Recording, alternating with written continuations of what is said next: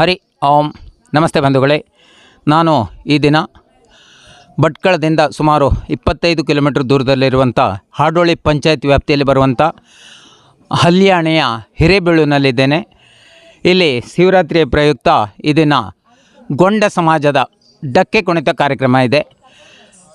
ಈ ತಂಡ ಈ ಹಿಂದೆ ಮೈಸೂರು ದಸರಾದಲ್ಲಿರಬಹುದು, ಹಾಗೆ ಪ್ರತಿಷ್ಠಿತ ದೆಹಲಿಯಲ್ಲಿ ನಡೆಯುವಂಥ ಗಣರಾಜ್ಯೋತ್ಸವ ಪೆರೇಡ್ನಲ್ಲೂ ಕೂಡ ಈ ತಂಡ ಭಾಗವಹಿಸಿದೆ. ಈ ಗೊಂಡ ಸಮಾಜದ ಇದೊಂದು ವಿಶಿಷ್ಟ ಡಕ್ಕೆ ಕುಣಿತ. ಈ ಬಗ್ಗೆ ಇನ್ನೂ ಹೆಚ್ಚಿನ ಮಾಹಿತಿಯನ್ನು ಇಲ್ಲಿನ ಡಕ್ಕೆ ಕುಣಿತದ ಪ್ರಮುಖರಾದ ನಾಗರಾಜ್ ಗೊಂಡ ಇವರಿಂದ ತಿಳಿದುಕೊಳ್ಳೋಣ. ಗೊಂಡ ಸಮಾಜದ ವಿಶಿಷ್ಟ ಒಂದು ಸಂಪ್ರದಾಯ. ಇದನ್ನು ಇಂದಿಗೂ ಇವರು ಉಳಿಸಿ ಬೆಳೆಸ್ಕೊಂಡು ಬರ್ತಾ ಇದ್ದಾರೆ. ಇದೊಂದು ತುಂಬ ಖುಷಿಯ ವಿಚಾರ. ಇಲ್ಲಿ ಪ್ರಮುಖರಾದ ನಾಗರಾಜ್ ಗೊಂಡ ಇವರಿದ್ದಾರೆ. ಈ ಆಚರಣೆ ಬಗ್ಗೆ ಸ್ವಲ್ಪ ಹೆಚ್ಚಿನ ಮಾಹಿತಿಯನ್ನು ಇವ್ರ ಹತ್ರ ತಿಳ್ಕೊಳ್ಳೋಣ. ನಮಸ್ಕಾರ. ನಮ್ಮ ಡಕ್ಕೆ ಕುಣಿತ ಕಲಾ ತಂಡವು ಅಥವಾ ನಮ್ಮ ಊರಿನ ಗ್ರಾಮ ಹಬ್ಬ ಇದು. ಪ್ರತಿ ವರ್ಷವೂ ಗ್ರಾಮ ದೇವತೆಯಾದ ದುರ್ಗಾ ಪರಮೇಶ್ವರಿ ದೇವಸ್ಥಾನದಲ್ಲಿ ಮೊದಲನೇ ದಿವಸ ಪ್ರಾರಂಭ ಮಾಡಿ ಇಲ್ಲೇ ಇದೆ ದುರ್ಗಾ ಪರಮೇಶ್ವರಿ ಅಲ್ಲಿ ಹಲ್ಯಾಣಿಯಲ್ಲಿ. ಹೌದು, ಹಲ್ಯಾಣಿಯಲ್ಲಿ ಮೊದಲನೇ ದಿವಸ ಪ್ರಾರಂಭ ಮಾಡಿ ನಂತರ ನಿನ್ನೆ ದಿನ ನಿನ್ನೆ ನೈಟ್ ಪೂರ್ತಿ ಬೆಳಗಾಗೋ ತನಕ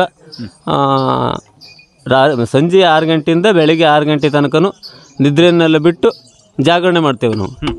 ಅದರ ನಂತರ ಮನೆಯಲ್ಲಿ ಬಂದು ಸ್ವಲ್ಪ ಹೊತ್ತು ರೆಸ್ಟ್ ಮಾಡಿ ನಂತರ ಇವತ್ತು ಸಂಜೆ ಮತ್ತೆ ಶುರು ಮಾಡಿ ಇವತ್ತು ಸಂಜೆಯಿಂದ ನಾಳೆ ಬೆಳಗ್ಗೆ ತನಕ 2 ದಿವಸ ಕಾರ್ಯಕ್ರಮ ಇದು. ಪ್ರತಿ ವರ್ಷವೂ ಶಿವರಾತ್ರಿಗೆ ನಮ್ಮ ಗೊಂಡರ ಡಕ್ಕೆ ಕುಣಿತ ಅಂತ ಹೇಳಿದ್ರೆ 2-3 ತಲೆಮಾರಿನ ಹಿಂದಿನಿಂದ ನಡೆ ಬಂದದ್ದು.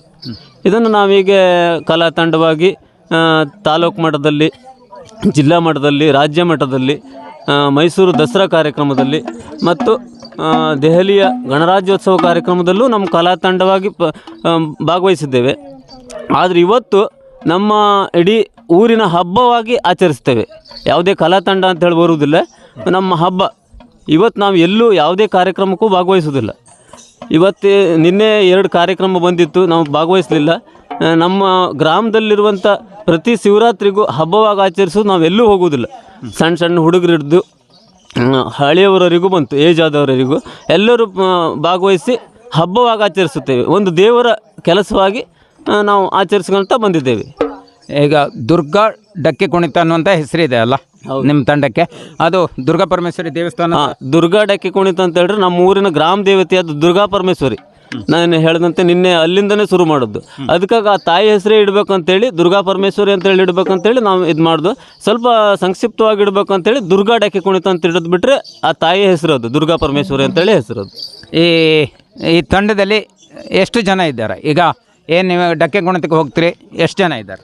ತಂಡನ ಸರ ಇವತ್ತು ನಡೆಯುವಂಥ ಕಾರ್ಯಕ್ರಮ ಅದೇ ಈ ತಂಡ ಈಗ ಇವತ್ತು ನಡೆಯುವ ಕಾರ್ಯಕ್ರಮದಲ್ಲಿರುವ ಸಂಖ್ಯೆ?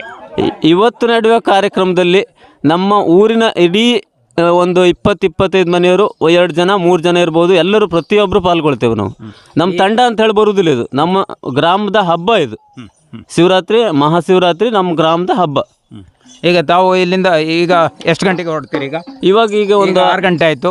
ಇನ್ನೊಂದು ಅರ್ಧ ಗಂಟೆಯಲ್ಲಿ ಇಲ್ಲಿಂದ ನಮ್ಮೂರು ಗೊಂಡ್ರ ಮನೆ ಅಂತ ಹೇಳ್ರಿ, ಇದು ಊರ ಮುಖಂಡ್ರಿ. ಇವರು ನಾರಾಯಣ ಗೊಂಡ್ರ ಅಂತ ಹೇಳ್ರಿ, ನಮ್ಮ ಊರು ಮುಖಂಡ್ರು, ಹಿರಿಬೀಳು ಗ್ರಾಮದ ಮುಖಂಡ್ರು ಅಂತ ಹೇಳಿ, ಸಮಾಜದ ಮುಖಂಡ್ರು. ಹೌದು.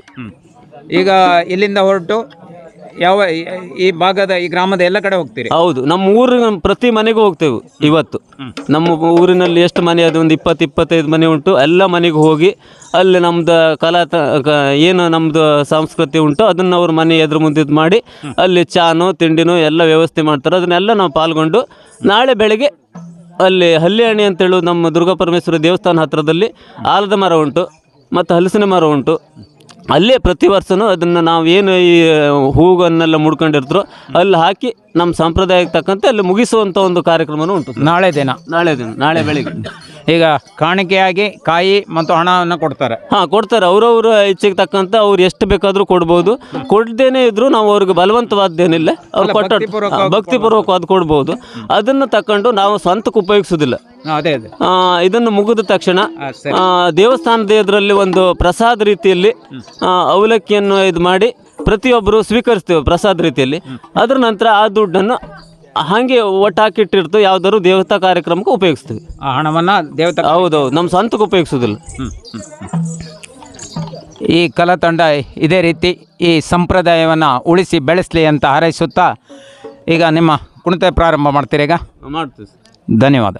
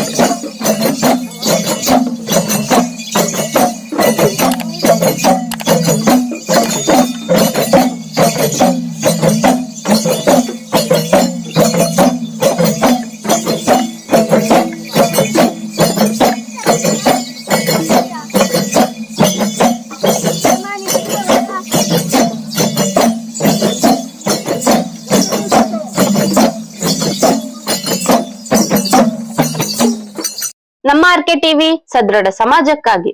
ಈ ಕಾರ್ಯಕ್ರಮ ತಮಗೆ ಇಷ್ಟವಾದಲ್ಲಿ ದಯವಿಟ್ಟು ಸಬ್ಸ್ಕ್ರೈಬ್ ಮಾಡಿ, ಲೈಕ್ ಮಾಡಿ, ಶೇರ್ ಮಾಡಿ. ಧನ್ಯವಾದಗಳು.